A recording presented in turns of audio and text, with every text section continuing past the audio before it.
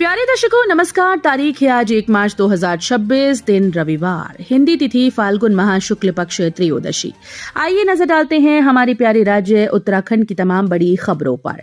Video शुरू करने से पहले कमेंट बॉक्स में जय हिंद लिखकर हमें सपोर्ट करें। तो चलिए शुरू करते हैं। मुख्यमंत्री धामी ने नैनीताल जिले को दी 147.28 करोड़ की सौगात, 39 योजनाओं का लोकार्पण एवं शिलान्यास किया।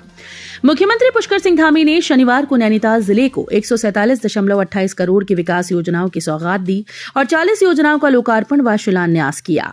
मुख्यमंत्री ने विशेष योजना के अंतर्गत स्वीकृत 15,443 लाख की हल्द्वानी काठगोदाम स्रोत और ट्रीटमेंट संवर्धन पेयजल योजना का भूमि पूजन भी किया। मुख्यमंत्री पुष्कर सिंह धामी ने इस अवसर पर कहा कि उनकी सरकार उत्तराखंड को विकसित उत्तराखंड बनाने की ओर तीव्रता से कार्य कर रही है। राज्य प्रत्येक क्षेत्र में निरंतर प्रगति कर रहा है। राज्य सरकार के द्वारा किए गए कई ऐतिहासिक निर्णय अन्य राज्यों के लिए भी प्रेरणा बन रहे हैं। मुख्यमंत्री ने कहा कि राज्य सरकार विकास के साथ विरासत को भी आगे बढ़ा रही है। हमारा एकमात्र लक्ष्य उत्तराखंड को आगे बढ़ाना है। चारधाम यात्रा कब से शुरू होगा ऑनलाइन रजिस्ट्रेशन, टूरिज्म सेक्रेटरी ने दी जानकारी, फीस पर भी बोली। उत्तराखंड में आस्था और अर्थव्यवस्था की जीवन रेखा मानी जाने वाली चारधाम यात्रा को लेकर तैयारियां जोरों पर हैं। चारधाम यात्रा के लिए इस बार ऑनलाइन रजिस्ट्रेशन 6 मार्च से शुरू होने जा रहा है। टूरिज्म सेक्रेटरी गर्ब्याल रजिस्ट्रेशन और ट्रैवल से जुड़ी व्यवस्थाओं को अंतिम रूप दिया जा रहा है। तैयारियां अंतिम चरण में हैं और 6 मार्च से ऑनलाइन रजिस्ट्रेशन शुरू होने जा रहा है। गोल्डन कार्ड के चिकित्सा दावों में मरीज से फीडबैक फॉर्म लेना अनिवार्य, अस्पतालों को निर्देश जारी। प्रदेश के कर्मचारियों व पेंशनर्स के कैशलेस इलाज के लिए संचालित राज्य सरकार स्वास्थ्य योजना गोल्डन कार्ड में अस्पतालों को चिकित्सा दावों में अनिवार्य रूप से मरीज से डिस्चार्ज होने पर फीडबैक लेना होगा। इस संबंध में राज्य स्वास्थ्य प्राधिकरण ने सभी सूचीबद्ध अस्पतालों को दिशा निर्देश जारी कर दिए। राज्य स्वास्थ्य प्राधिकरण के अध्यक्ष अरविंद सिंह हाकी ने बताया कि प्राधिकरण ने आयुष्मान भारत प्रधानमंत्री जन आरोग्य योजना व अटल आयुष्मान उत्तराखंड योजना के तहत उपचारित होने वाले मरीजों से डिस्चार्ज के समय फीडबैक फॉर्म भराया जाता है, जिसमें मरीज से उपचार अवधि की सारी जानकारियां व फीडबैक ली जाती है। नेता प्रतिपक्ष यशपाल आर्य बोले, गैरसैंण में बजट सत्र को औपचारिकता बनाने की तैयारी में सरकार।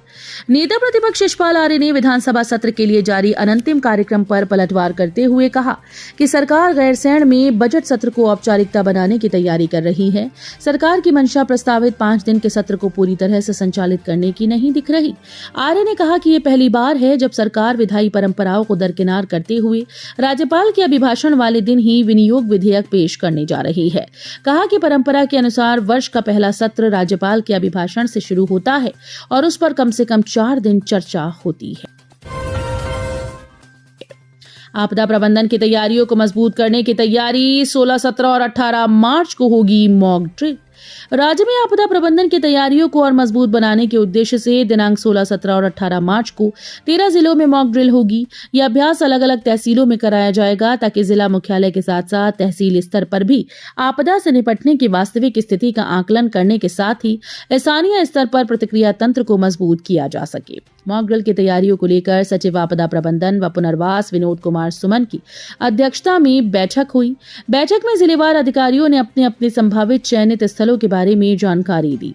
सचिव सुमन ने निर्देश दिए कि मॉक ड्रिल को वास्तविक परिस्थिति की तरह आयोजित किया जाए ताकि अभ्यास के दौरान सही स्थिति सामने आ सके और तैयारियों का सही मूल्यांकन हो सके। उत्तराखंड बोर्ड परीक्षा में फिर पकड़े गए फर्जी अभ्यर्थी, दूसरों की जगह परीक्षा दे रही थी 2 युवतियां। उत्तराखंड बोर्ड परीक्षा में एक के बाद एक फर्जी अभ्यर्थी पकड़े जाने से परीक्षा की शुचिता पर सवाल खड़े हो रहे हैं, क्योंकि राजकीय इंटर कॉलेज सलेमपुर केंद्र पर 8 फर्जी अभ्यर्थी के धरे जाने को लोग भूल भी नहीं पाए थे कि अब बहादुराबाद ब्लॉक के ही राजकीय उच्चतर माध्यमिक विद्यालय सोहलपुर केंद्र पर 2 ऐसे मामले पकड़ में आए। आनंद फानन में विभागीय टीम ने उत्तर पुस्तिका जब्त कर गोपनीय अनुभाग में भेज दी। वहीं केंद्र व्यवस्थापक चंद्रभान ने संबंधित थाने में तहरीर दी। गूगल से खोजा एयरपोर्ट का हेल्पलाइन नंबर, यूपीआई से 5 रुपए भेजने के लिए कहा, फिर गवा दिए 1.5 लाख। जौलीग्रांट एयरपोर्ट की फर्जी हेल्पलाइन के जरिए ठगों ने एक परिवार से 1,63,000 रुपए ठग लिए। मामले में वसंत विहार थाने में प्राथमिकी दर्ज कराई गई है। जीएमएस रोड स्थित वसुंधरा अपार्टमेंट निवासी अरविंद कृष्ण गुप्ता ने शिकायत दी कि जौलीग्रांट हवाई अड्डे पर उनका सामान छूट गया था। उनकी पत्नी ने गूगल पर एयरपोर्ट का हेल्पलाइन नंबर सर्च किया। कॉल करने पर सामने वाले व्यक्ति ने कहा कि केवल 5 रुपए का ऑनलाइन भुगतान करने पर सामान घर पहुंचा दिया जाएगा। झांसे में आकर उनकी पत्नी ने यूपीआई के माध्यम से 5 रुपए भेज दिए। इसके बाद ठग ने कहा कि भुगतान प्राप्त नहीं हुआ है और दोबारा 5 रुपए भेजने को कहा। कफ सिरप की बिक्री पर सख्ती, मेडिकल स्टोर्स का निरीक्षण, 3 संदिग्ध दवाओं के नमूने जांच के लिए भेजे। खाद्य एवं औषधि प्रशासन की टीम ने शहर के क्लेमेंट टाउन, प्रेमनगर और दून अस्पताल के आसपास स्थित मेडिकल स्टोर्स का सघन निरीक्षण किया। ये कार्रवाई कोडीन युक्त कफ सिरप की बिक्री और औषधि विक्रय की शर्तों की पूर्ण पालन को सुनिश्चित करने के उद्देश्य से की गई।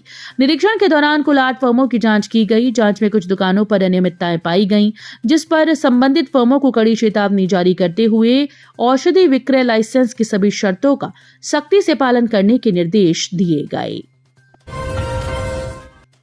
रक्षा क्षेत्र के लिए आईवा रोबोटिक्स ड्रोन बनाने की प्रदेश में संभावनाएं, विशेषज्ञों ने दिए सुझाव। उत्तराखंड में रक्षा विनिर्माण क्षेत्र में कृत्रिम बुद्धिमत्ता रोबोटिक्स ड्रोन बनाने, सेना के लिए कपड़े व अन्य सर्विस क्षेत्र में निवेश की संभावनाएं हैं। रक्षा विनिर्माण क्षेत्र में निवेश की रणनीति पर राउंड टेबल सम्मेलन में विशेषज्ञों ने अपने सुझाव दिए। राजपुर रोड स्थित एक होटल में सचिव उद्योग विनय शंकर पांडे की अध्यक्षता में राउंड टेबल सम्मेलन में रक्षा विनिर्माण क्षेत्र में निवेश की संभावनाओं पर चर्चा की गई। रक्षा मंत्रालय के उप महानिदेशक अनिल कुमार राय ने कहा, विकसित और आत्मनिर्भर भारत के संकल्प को पूरा करने के लिए राज्यों को रक्षा विनिर्माण क्षेत्र में निवेश को बढ़ावा देना होगा। नई बिजली दरों के प्रस्ताव का किसानों ने किया विरोध, बंद हो जाएंगे पॉली हाउस, मशरूम उत्पादन। प्रदेश में पॉली हाउस लगाने वाले और मशरूम उत्पादन करने वाले किसान नई बिजली दरों के प्रस्ताव पर विरोध जताने पहुंचे। उनका कहना था कि पिछले साल के टैरिफ में लगाए गए फिक्स चार्ज और दरों की वजह से तेजी से उनका काम बंदी की कगार पर पहुंच रहा है। थाने जाने की झंझट खत्म, घर बैठे दर्ज होगी ई0 एफआईआर, शाह करेंगे ई0 एफआईआर का शुभारंभ।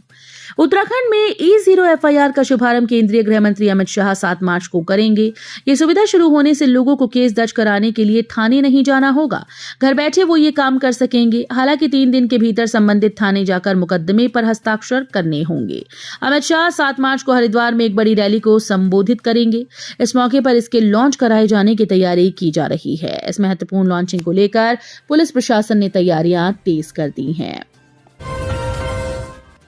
कुख्यात गैंगस्टर सुनील राठी से नजदीकी चर्चित प्रॉपर्टी डीलर को पड़ेगी भारी, शूटर से खुला राज। स्पेशल टास्क फोर्स के हत्थे चढ़े पौड़ी जेल में बंद कुख्यात गैंगस्टर सुनील राठी के 2 शूटर से हरिद्वार के एक विवादित प्रॉपर्टी डीलर का कनेक्शन निकलकर सामने आया। एसटीएफ की प्रारंभिक जांच में राठी से प्रॉपर्टी डीलर की नजदीकी और लगातार संपर्क में रहने का खुलासा हुआ। डीलर अब एसटीएफ के रडार पर आ गया है, जल्द ही उस पर शिकंजा कस सकता है। देहरादून में हादसा, शिव मंदिर बैंड के पास वाहन दुर्घटनाग्रस्त, चालक की मौत। राजधानी देहरादून में एक बड़ा हादसा हुआ, जहां शनिवार सुबह एक वाहन 200 मीटर गहरी खाई में जा गिरा। हादसे में चालक की मौत की सूचना मिली, कार के परखच्चे उड़ गए। शिव मंदिर बैंड के पास ये दर्दनाक हादसा हुआ। मिली जानकारी के अनुसार यह घटना देहरादून के थाना त्यूड़ी क्षेत्र में हुई, जहां शिव मंदिर बैंड के पास एक वाहन दुर्घटनाग्रस्त हुआ। वाहन करीब 200 मीटर नीचे गहरी खाई में जा गिरा। घटना में चालक की मौत हुई। सूचना पर पहुंची पुलिस और एसडीआरएफ ने रेस्क्यू अभियान चलाया। शव को खाई से बाहर निकाला गया। घटना में मृतक की पहचान 48 वर्षीय महेश थापा निवासी त्यूणी के रूप में हुई। तो ये थी उत्तराखंड की बड़ी खबरें। हम मिलेंगे अगले बुलेटिन में, तब तक के लिए धन्यवाद।